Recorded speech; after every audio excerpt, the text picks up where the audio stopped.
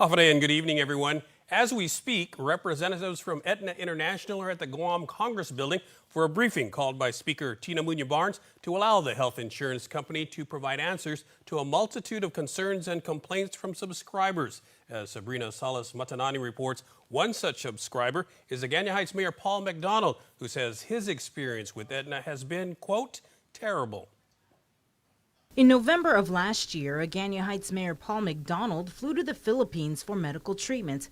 But unlike previous trips, I've never experienced such a hard time when I get to St. Luke's. Even before he could leave Guam, the mayor says he began experiencing problems with Aetna, which he claims told him he had to pay up before he could fly out. They wouldn't have given me the LOA to go back to the Philippines until I paid off my bill in cash at the Guam Memorial. They had asked me to wait for 2 or 3 weeks, so I couldn't. My family says, no, you're gonna go. With the help of his family, he paid his bill at GMH in cash and flew to the Philippines, only to run into more problems. Well, Aetna had asked me to go or instructed us to go to Netcare. Then from Netcare, we had to go to MaxiCare, another company in the Philippines. And it was just terrible. We had to wait a couple hours to get seen and to get the LOA approved. And there was another procedure that I had to go through. We had to wait a couple days. And it was just terrible. While he was there, the mayor says he ran into other people from Guam experiencing problems. When people had known that I was in the Philippines, they were coming to me thinking that I can do something about it while I was there, And it feels really bad because I felt helpless back there. The mayor says when he returned, he did voice his concerns and met with Aetna local representatives.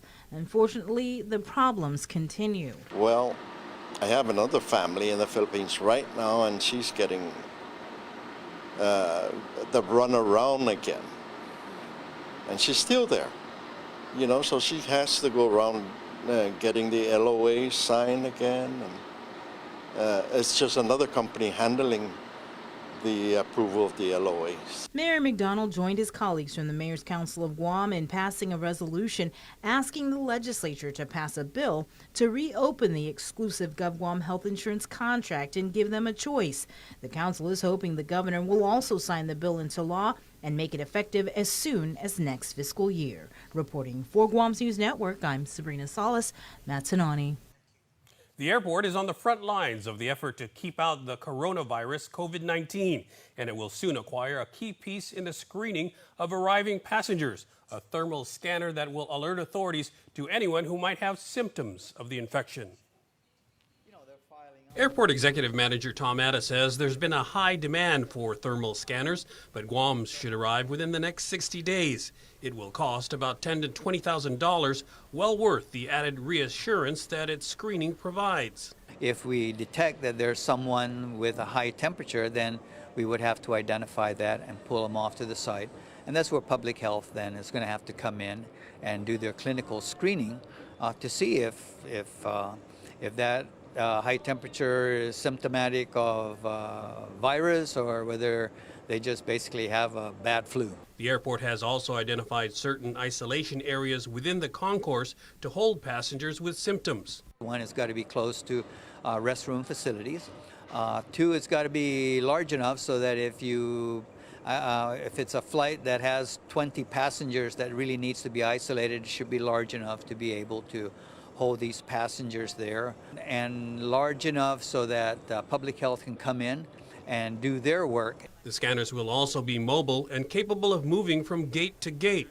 Atta says there will not be 100% screening of passengers. Instead, they will conduct selective screening based on passenger data provided by the airlines and regulatory authorities. We have limited resources to do that, so you've really got to target your flights of interest.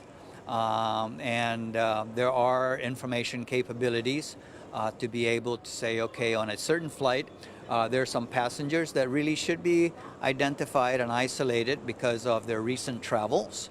And then based on that, then you go to that particular flight, and that's when you identify your possible persons of interest. Certain other operational details still need to be worked out, such as which agency personnel will be responsible for conducting the scanning.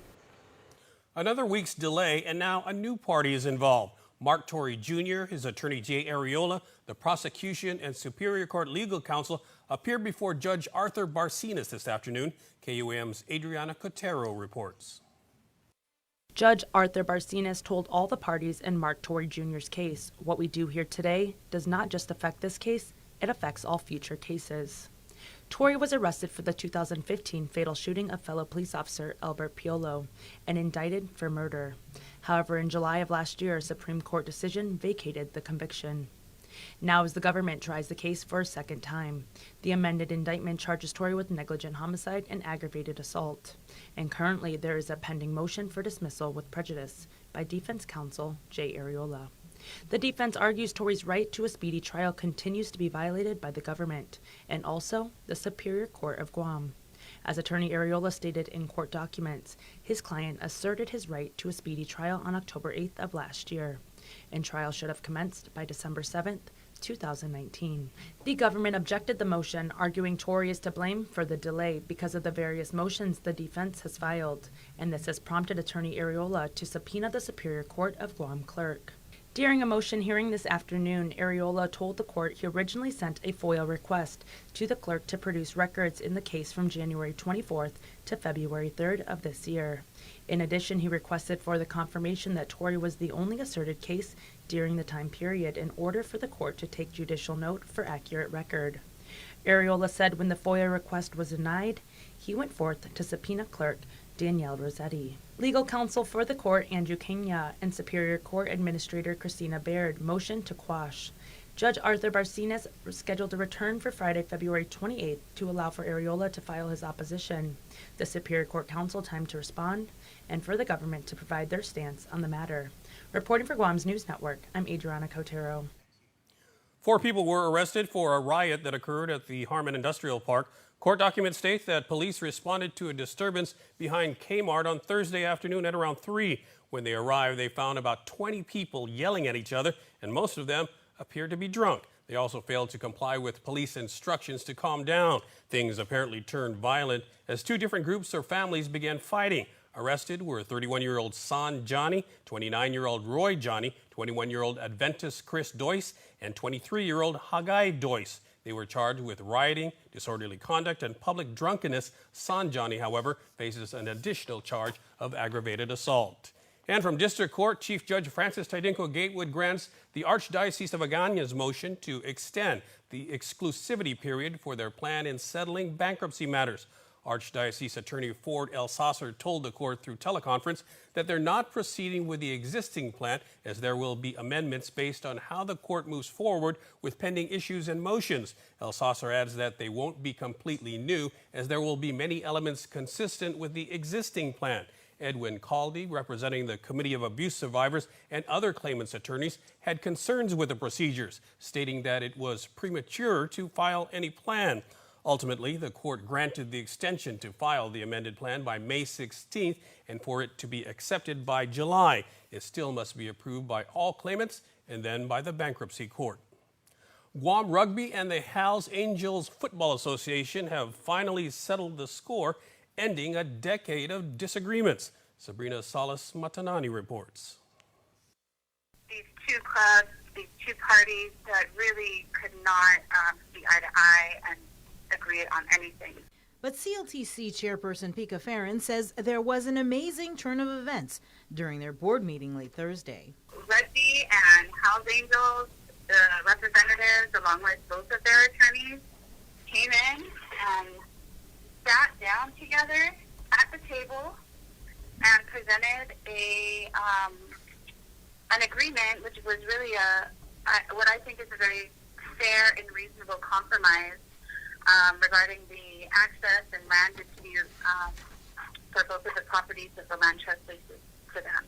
The two clubs have been at odds with one another for years. Although both clubs hold leases for adjacent properties, the CLTC's lease with Hells Angels football removes a public access way to the rugby's CLTC property.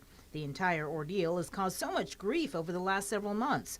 Farron says she's happy that the two clubs were able to come together. For them both to come in and, I had no notice prior to the meeting that they had come to this agreement together.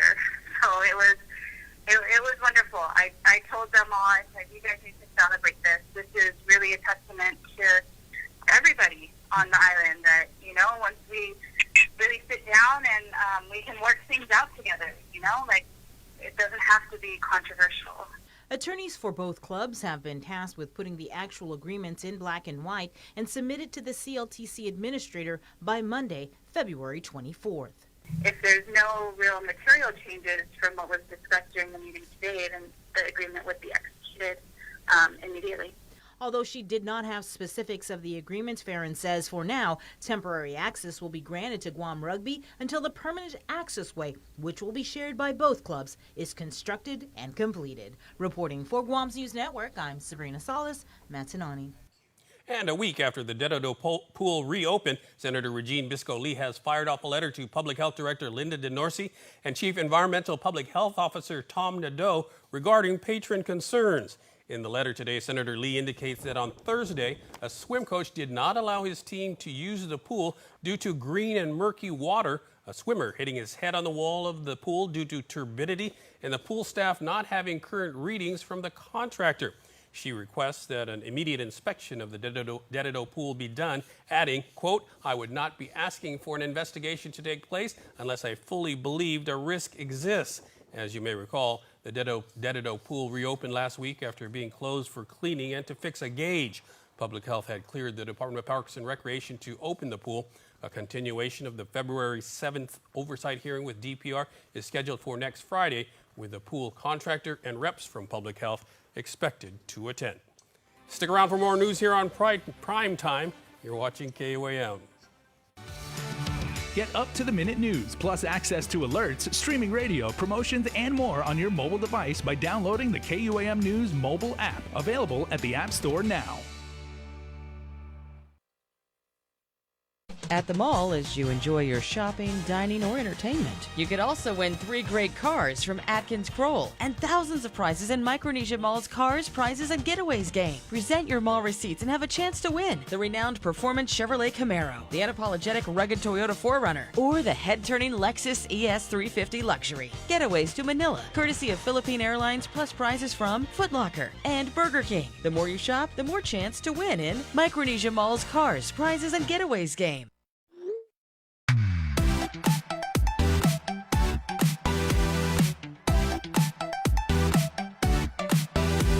Half the day, I'm in the club.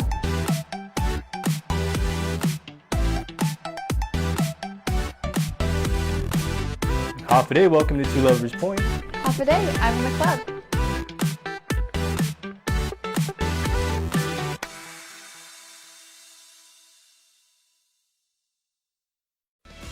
It's a special delivery to your inbox every week with your KUAM News Roundup, program advisories, and promotions. Sign up for the weekly KUAM Digital Digest today on KUAM.com.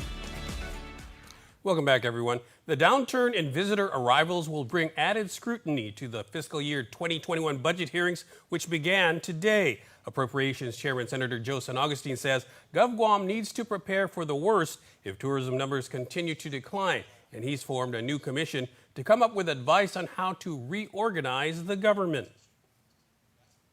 Senator San Agustin says he wants everything on the table. The government can't afford to keep growing while the people of Guam is paying for this growth.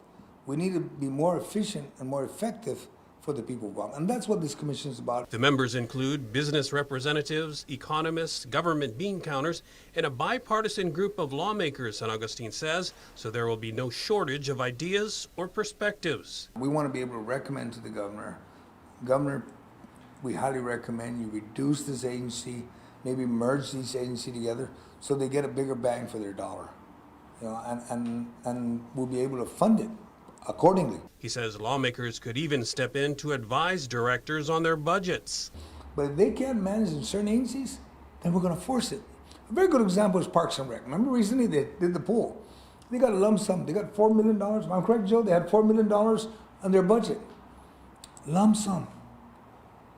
You couldn't plan for the maintenance of the pool. This is for your maintenance costs. This is for, and so forth. And if that's the way they want to be told how to run their agency, we'll be willing to help them. And directors, be forewarned. You'll be called out for padding your budget or unrealistic hiring plans. I support hiring as many police officers as possible. People of Guam want to feel safe. But let's look at it realistically. This year they had, 22, 23 police officers?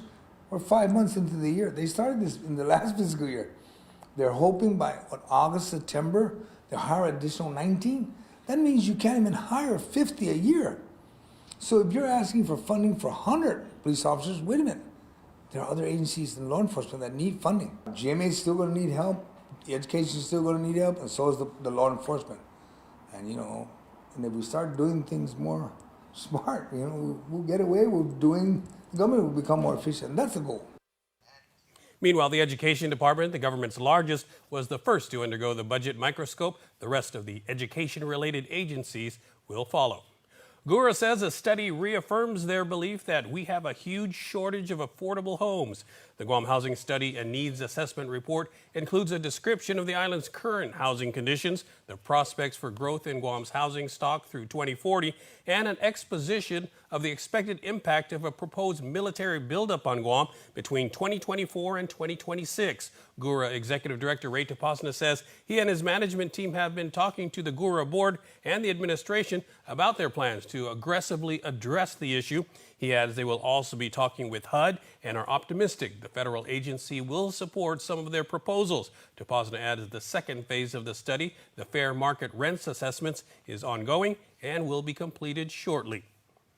And before we head into the break, a quick programming note. On Monday, KUAM will be broadcasting Governor Lou Leon Guerrero's second State of the Island address from the Guam Congress Building in Agana. We are partnering with PBS Guam to broadcast her address on KUAM TV8 beginning at 6:30 p.m. You can also catch the live stream of her address on our Facebook page. Sports is coming up along with our Dial Rent-to-Own Athlete of the Week. Keep it here. Hafiday. This is Senator Kelly Marsh Taitano. Guam is an indigenous homeland and a very special place. The 2020 Census of Guam is an opportunity to get a more complete picture of our diverse community that calls Guam home. The results will provide our government the tools to better address our needs, inform public policy, and help us effectively build a better tomorrow. Please join me in supporting the 2020 Census, and together we can shape our future.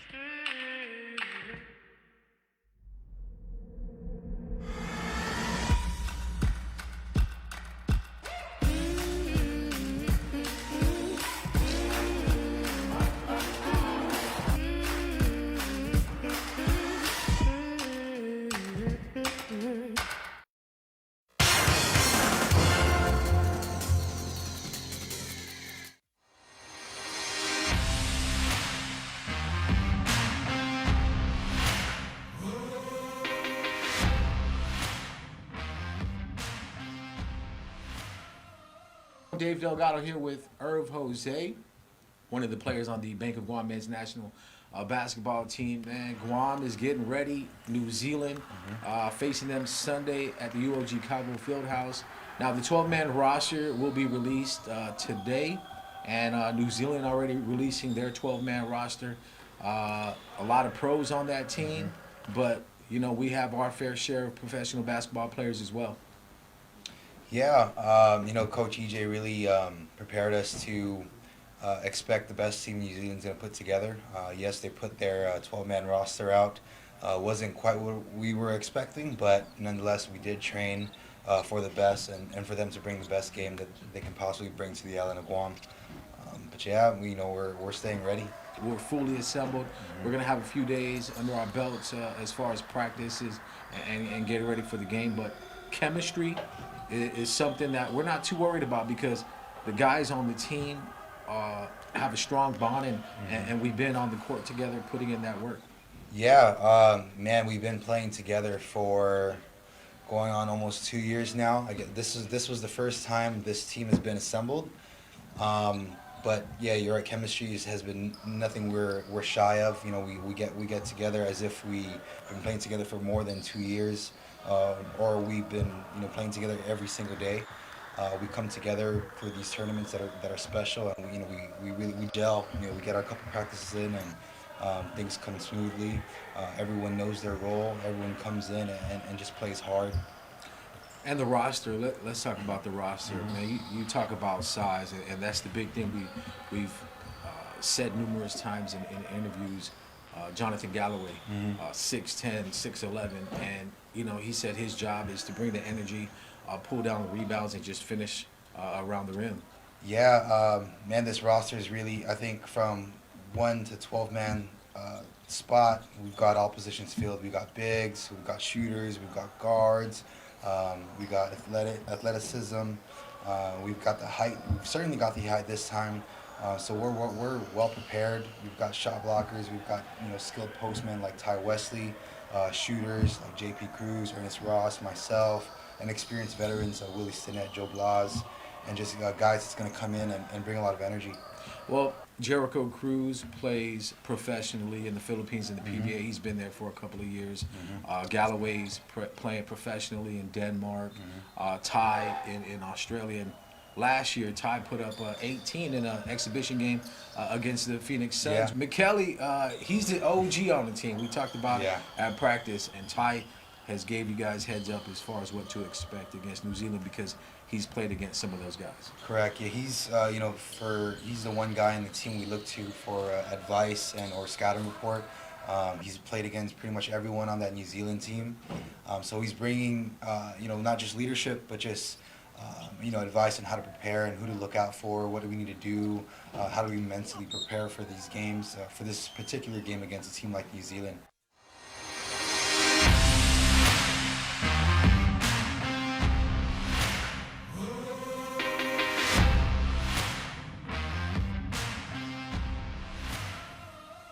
The UOG Calvo Fieldhouse will be rocking come Sunday when the Bank of Guam men's national basketball team hosts New Zealand. The FIBA Asia Cup qualifier is the first ever game held at UOG with an off-island camera crew setting up ready to bring the action to homes around the world. It's setting up real nicely. I see the camera team, the broadcast team working and ready to do their part. I think that definitely has an impact on the players knowing that this is the next level of sports.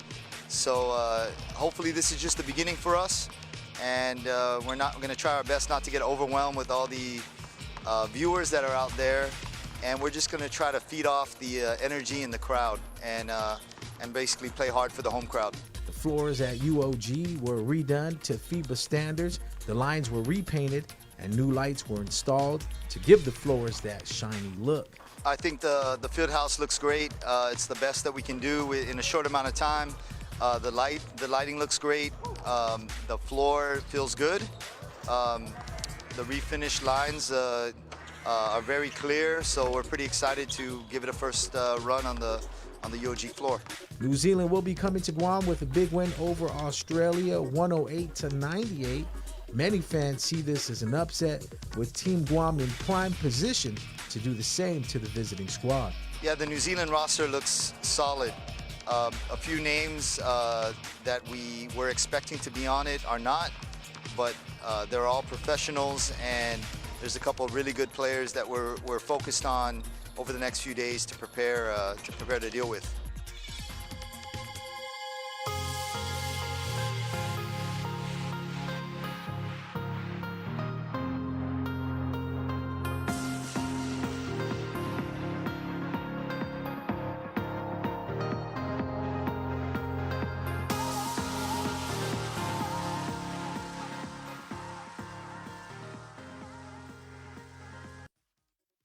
Hold up, stop.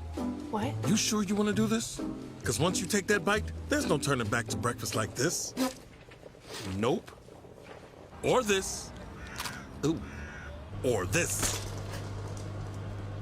Wow. It's time to change your life. For breakfast, with freshly prepared, buttery, crispy McChicken biscuits and savory, sweet chicken McGriddles, now at McDonald's nationwide. Wake up breakfast.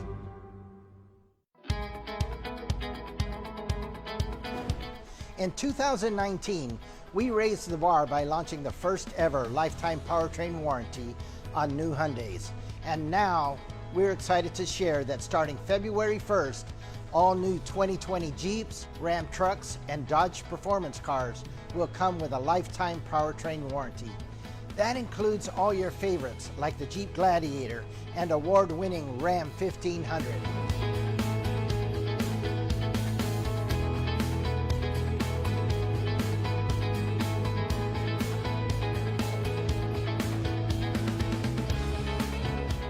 So come on over to Cars Plus and experience what makes us different, like our homegrown culture, state-of-the-art facility, world-class products, and unparalleled value.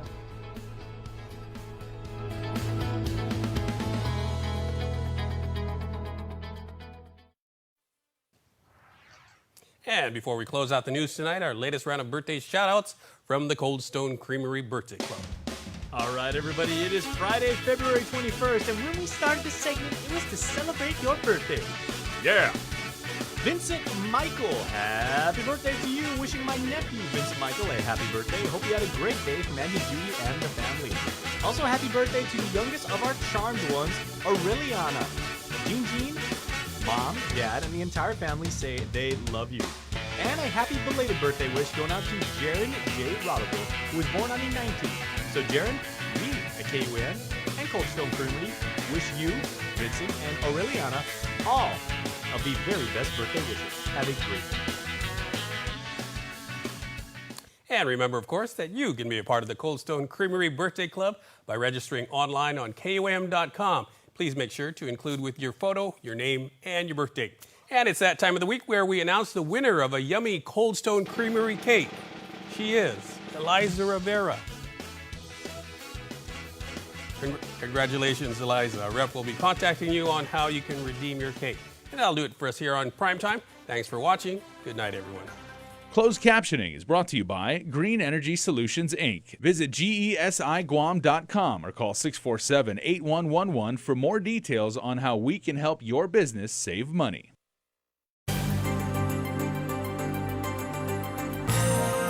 Hello and holiday, everybody. We're glad you picked us to stream or watch as we wind the work week down. But we got a few more stories to get to, and they are all awesome. Trust me. Leading off, and on that note, the St. John's School, the institution that is turning out some of Guam's best and brightest students, needs your help. And they're having a really, really fun event, so we can make that happen. I have Marnie and Holly here, and we are talking about, Holly, a 2K, 5K, Both. 10K? Okay. Yeah, we got both. So it's a very family-friendly event. We're really excited about this. Which is St. John's in a nutshell, anyway. Of course, yeah. And this is put on by the PTA at St. John's. And of course, St. John's is a nonprofit organization, right? So we have a lot of different events. This one's family-friendly. It's going to wear a costume if you want, even. And our theme is running into the future. So very, it really refines 2020, I think, nice. As far as like, where are you going? And the kids can dress up however they want, have a lot of fun. The 2K, of course, is for the little ones, or maybe you want to walk it. The 5K, you can also run a walk as well. See that, ladies and gentlemen? St. John's is letting you have extra and get extra use out of your Halloween costume. That's right. That's Okay. right. Repurpose. There you go. Okay. Yeah. So when we run into the future, I'm thinking because St. John's is St. John's, there's going to be a lot of Back to the Future references, a lot of, if we see a DeLorean or two, Maybe I'm a not, hoverboard. You could that would- win with your hoverboard. that would be cool. Okay. Are there any, like you said, costume contests or Well, we do have some amazing raffle prizes thanks to our sponsors. We actually have 4 round-trip airline tickets as part of 4. Yeah. Okay, I'm getting old and my eyesight and my hearing slowly go and everything. But you said 4, right? We have 4. Yep. Okay. So we have a round trip to the Philippines. We have a round trip to anywhere in Asia, and we have 2 round trips to Narita. So it's going to be fantastic. It's going to be a lot of fun. We also have a diamond necklace for raffle, and of course, we're not selling raffle tickets. You get it as part of your ticket when you sign up, and you get your bib and everything. Okay. So plenty of fun stuff, a lot of raffle prizes, like I said, and just fun to go out with the family and actually, dress up if you want. You don't have to, of course, but yeah, and to support the PTA. And get fit. And get fit. Okay, well, Holly, perfect segue for you, because Marnie, I was going to say, there are people, we just mentioned the two, like the single digit and then the letter 5K, and they're like, okay, sign me up, let me know where I can go. So for people that are chomping at the bit now to register, where can they do so? Right, so we have a couple of different options. We just added that you can go to Goodies to sign up. Good folks there. And even you can do it online from the comfort of your home. We have an Eventbrite link that people can go to and sign up with their credit card if it's easier. You can also stop by St. John's if you have the time or if it's on your way. Okay, I'm sure this is like, I'm thinking, what, $2,500, $2,700 to do this because of, you know, all the wonderful projects? Yes. Oh. No, it's pretty cheap. So for students, it's only $12. If you, just an adult is $15 if you do this in advance, and then if you do it on the race day, it's $20. Yes, Very so nice.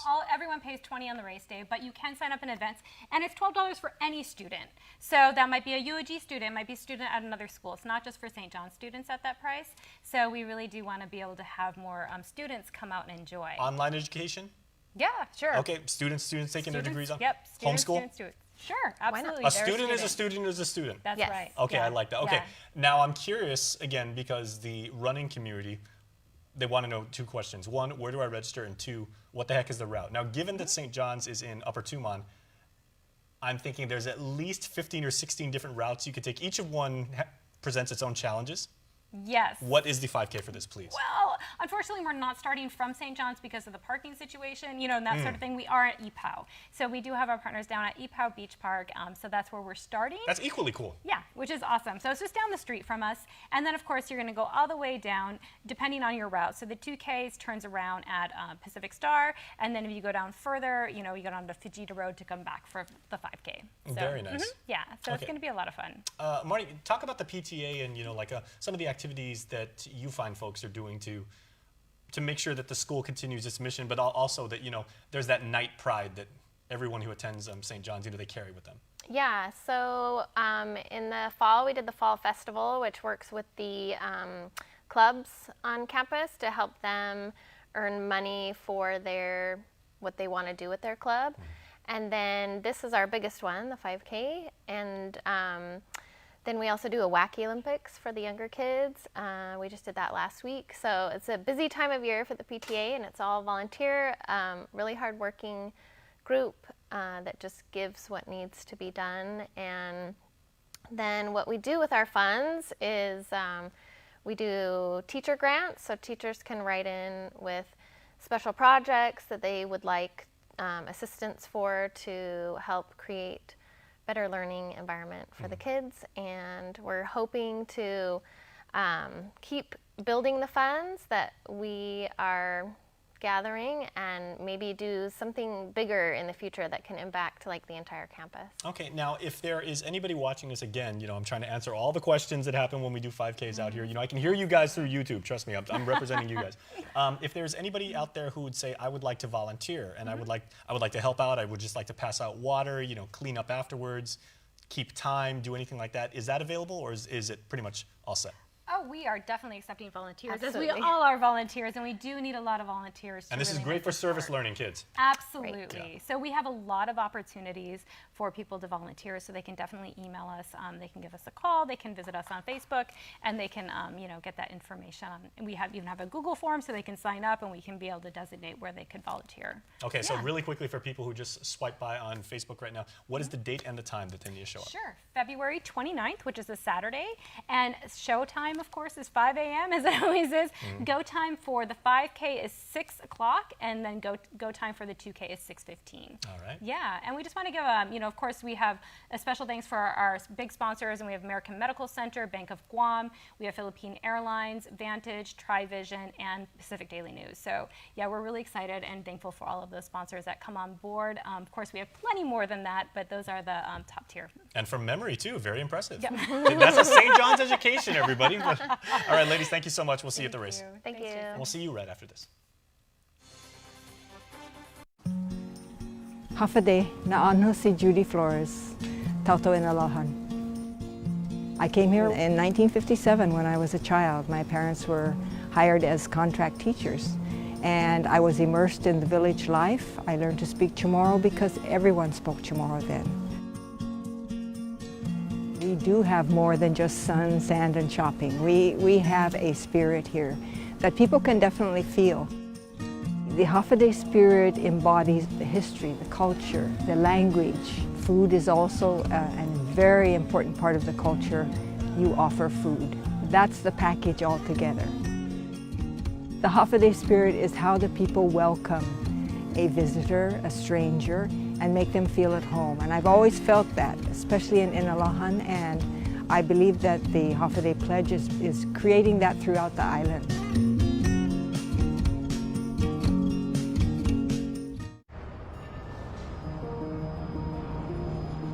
It makes myself and it makes my team members very proud to work for an organization that has been on island for many years with its focus on reliability, dependability, and commitment to the communities that they operate in. Mattson's a great corporate citizen to the community. We all benefit from any sort of environmental commitment we make. One of the ways that we do that is with our Adahi Utano program. There's action behind it, and so action breeds commitment. With the Kaimana Hila coming to Guam, this brings a new age and modernization to the island. It's exciting for me because it's a brand new ship and we can carry more freight into the islands. It just shows growth for Guam and Micronesia. Mattson would be nothing without its customers, and we hope to continue to serve you for decades to come.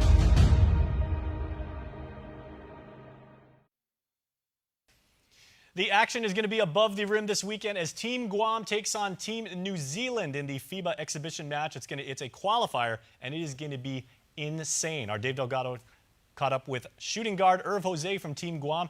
Here's a portion of that interview. Yeah, let's talk about how we're preparing for New Zealand. I know they're definitely going to be bringing the size. The physicality is something that Ty also talked about, just making sure you play through contact and not expecting fouls. Of course, FIBA allows for a little bit more physicality, so I think having that mindset, knowing that, hey, no matter what, let's play. We're not playing for the whistle. We're going to play through and see what happens. Yeah, I mean, New Zealand's always been known to be a physical team, very skilled but also very physical. We never shied away from contact. FIBA, you're right, FIBA does allow a lot of physicality when we play, but there is there's a right way to play and there's a wrong way to play. But those guys are they're just tough, and we got to be prepared for that.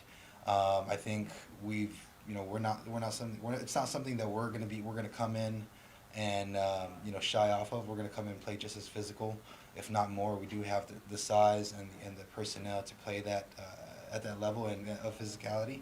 But it's exciting. I think anytime we can play an international team like New Zealand, who's going to bring it, we're ready. And Guam is, we used to be the small team when it comes to Pacific Games. Now we're the big dogs on the block because we're back-to-back gold medalists in the Pacific Games. And what was that like? I mean, coming from a time where we used to walk into the gym like, oh, okay. Now it's like, okay, chest up high, head up high. Now we're the team everybody's gunning for. Yeah, I mean, just the last 5 years and the development of this program, EJ's really done a great job kind of just setting this team up and finding all the right pieces. So it's nice to go into tournaments and know that we have the size, we have the ability to compete with these higher level teams. It feels good as someone who's been around for the program for a couple of years and has been there where I was playing a power forward spot and now strictly playing shooting guard is great. For guys like myself and the other guys that's been around for years. So it's really a great time to be a part of this program. And the kids, the younger generation, is definitely looking up to you guys, and I think you guys are paving a way for these kids to realize that, hey, I might not be able to play pro one day, but if I can play for the men's national basketball team, that's going to be an accomplishment within itself.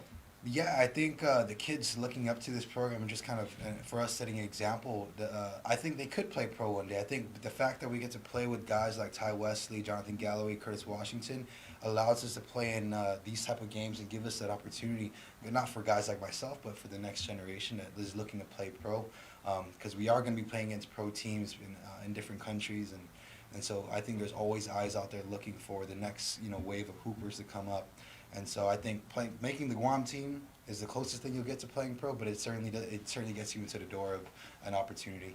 And when other teams hear about Guam, I think one thing that stands out is, one, we play with heart. We play with that no fear attitude. Yeah. And I think our defense, and we're gritty and we grind it out, and we're not, like you said, scared of physicality. Yeah, I mean, the Guam men's team, or just the Guam basketball program, has always played with like a chip on their shoulder, because we've always been kind of the smaller guys coming into tournaments and leagues. And so the only way we got to beat them is to play harder, play smarter, play quicker, and leverage those things. But now that we add the size and the experience, man, this team is it's just different now, and it's exciting. But also just kind of sets that example for the generation, the youth. And for those that really don't know too much about the roster of the men's national basketball team, they think, okay, well, these guys are just brought in. But when you speak to them, all the players on the team are proud to be Chamorro, and they represent, and they really look forward to playing on Sunday and representing for the home crowd. Yeah, a lot of these guys have sacrificed a lot of time to come down all the way to Guam to play for the island. And you're right, it has to be with a lot of pride. Pretty much everyone on the team that's been added has a lot of ties to Guam. They lived here, they were born here, their parents were born here. And so if there's an opportunity for them to play at a national level, we're happy that it's for the island of Guam and representing us over here, because it just gets us to that next level where we need to be. It's exciting to have those guys. And we definitely need the support, because the division we're in, we're pitted with Australia, of course the Hong Kong team, and New Zealand. But in order for us to get out of this round, we have to finish in the top two? Top two. Yeah, so top two automatically get into the FIBA Asia Cup, which we're qualifying for. And then the third place teams play in a third place tournament, and then the top four come out of that. We're confident we can make the FIBA Asia Cup, whether it's the top two or in that coming out of that third place tournament. Either way, our goal is to really win a game at a time. We knew Australia is number 3 in the world, or top 5 at least, and they're going to bring it. But we're going to prepare for that. New Zealand, I think, is top 20 in the world, and so those guys aren't coming here to lose either. So but we're going to bring it. The goal is to come out successful this Sunday, and earn us slowly earn us our spot into that FIBA Asia Cup. And it says a lot for our program, only because you talk about the investment put in for like the Australia side. These guys, they eat, sleep, breathe basketball. For the Guam side, a lot of you guys have 9-to-5 jobs, families, and you're finding time to not only get practice in, but try to live that professional basketball lifestyle. Yeah, you're right. We, a lot of us on the team do have that day job that we got to, go to.